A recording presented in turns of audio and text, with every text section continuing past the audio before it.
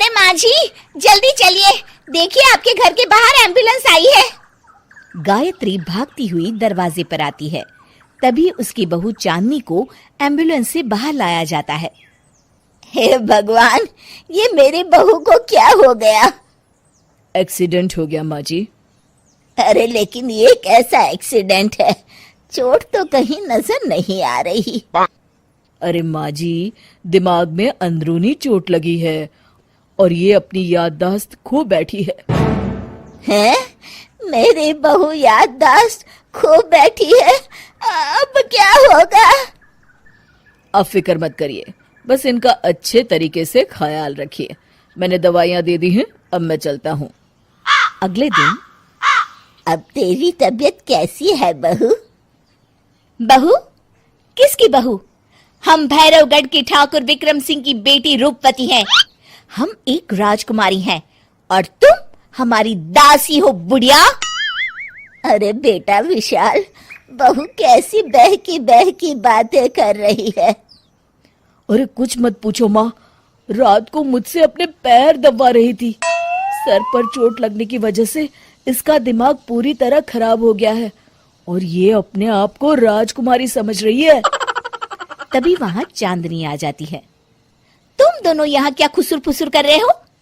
कहीं तुम दोनों मिलकर हमारे खिलाफ कोई षड्यंत्र तो नहीं रच रहे हो? हम तुम्हारा सर तलवार से उड़वा देंगे, समझे?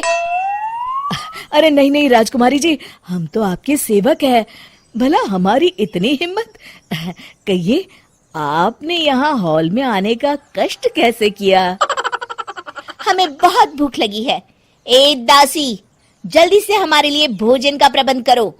आज हम शाही कबाब खाएंगे।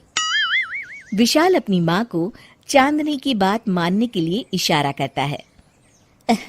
ठीक है राजकुमारी जी, मैं अभी आपके लिए भोजन लेकर आती हूँ। इस तरह विशाल और उसकी माँ ना चाहते हुए भी चांदनी की जी हजूरी में लगे रहते हैं। लाओ माँ, जल्दी से मेरा टिफिन दो, मुझे देर हो रही है। अरे ठहर जा, जरा दम तो लेने दे मुझे। सारे घर का काम मुझे अकेली को करना पड़ता है। तेरी बीवी तो राजकुमारी बनी बैठी है, सारा दिन हुक्म चलाती रहती है। अरे माँ, मेरा भी तो यही हाल है। फिलहाल तुम मेरा टिफिन दे दो, मैं चला।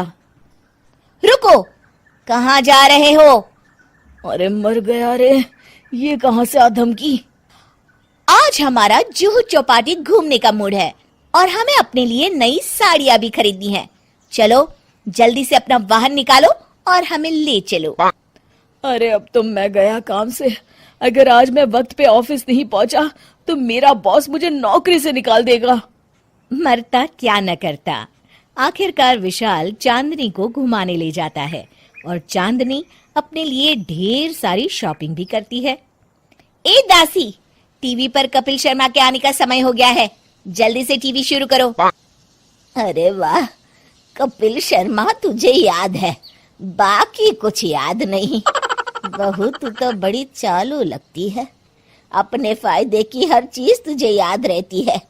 मैं तो तेरी इस अजीब बीमारी से परेशान हो गई हूँ। अगले दिन, अरे डॉक्टर साहब, आप इतने दिन से मेरी बहू का इलाज कर रहे हैं, लेकिन उसकी बीमारी तो सुधरने के बजाय और बढ़ती जा रही है। अरे माँ जी, ये दिमागी बीमारी है। बेचारी की याददाश्त चली गई है, वापस आने में थोड़ा वक्त तो लगेगा ही ना। गायत्री डॉक्टर से बात कर ही रही होती है कि तभी उसकी पुरानी सहेली शीला वहां आ जाती है। शीला को देख अचानक डॉक्टर घबरा जाते हैं। अच्छा माँ जी, मुझे एक मरीज को अर्जेंट देखने जाना है, मैं चलता हूँ। ये कौन था? अरे अब क्या बताऊं शीला, एक एक्सीडेंट भी मेरी बहू की याददाश्त चली गई है। ये डॉक्टर उसका इलाज कर रहा है। ये डॉक्टर कब से बन गया? अरे ये तो चमन पान वाले का लड़का है, सारा दिन नौटंकी करता रहता है। अच्छा तो ये बात है, अब मैं समझी। मेरी बहू और ये पान वाले का लड़का दोनों मिलकर मुझे बेवकूफ बना रहे थे। चल तू मेरे साथ। गायत्री शीला को एक बड़ा सा डंडा हाथ में देकर अपनी बहू चांदनी के कमरे में ले जाती है। बहू, ये मेरी सहेली है, एक डॉक्टर है।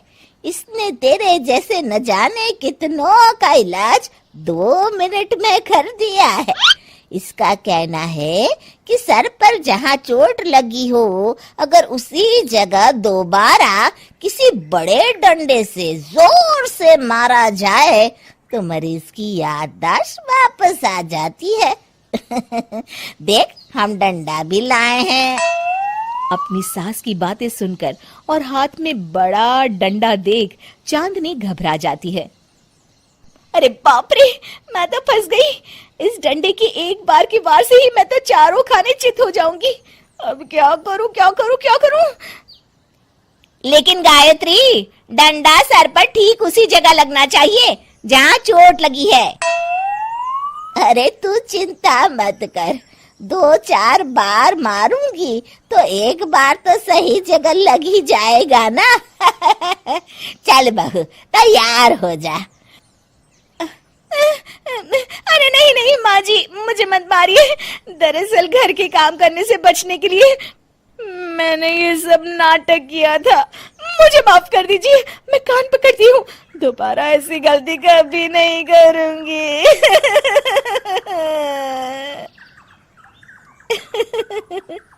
क्यों दोस्तों, कहानी कैसी लगी हमें जरूर बताइएगा।